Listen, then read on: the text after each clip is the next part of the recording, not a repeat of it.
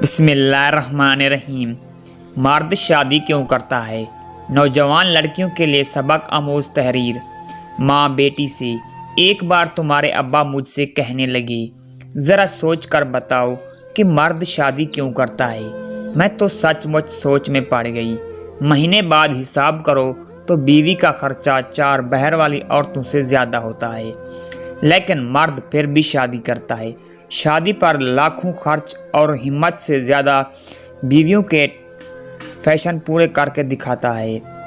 اس لیے چھت ڈھونڈتا ہے، اس کے آرام کے لیے جتن کرتا ہے، دھوپ میں کرتا ہے، محنت کی بھٹی میں جلتا ہے۔ کبھی ضرورت پڑے تو اس کے لیے کبھی اپنا اناج بیچ دیتا ہے اور کبھی اپنی چمڑی بیچ دیتا ہے۔ پتہ ہے کیوں؟ تم پوچھو نہ کیوں۔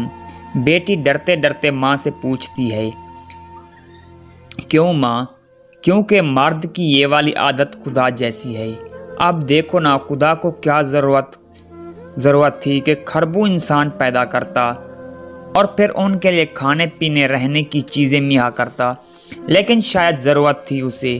وہ چاہتا تھا کہ کوئی مخلوق ایسی ہو جو پوجا کرے اس کی، جو سجدہ کرے اس کے نام پر، پھر جتنی کوئی پوجا کرے گا اس کی وہ اتنا ہی خیال رکھے گا اس کا، اور سب کچھ دے دینے کے بعد کہا کہ میں رحمان ہوں، میں رحیم ہوں، سب گناہ معاف کروں گا لیکن شرک کبھی معاف نہیں کروں گا۔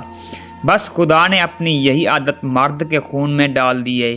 جس طرح اسے اپنی مخلوق سب سے پیاری ہے نا، اسی طرح ہر اچھے مرد کو اپنی بیوی بہت پیاری ہوتی ہے۔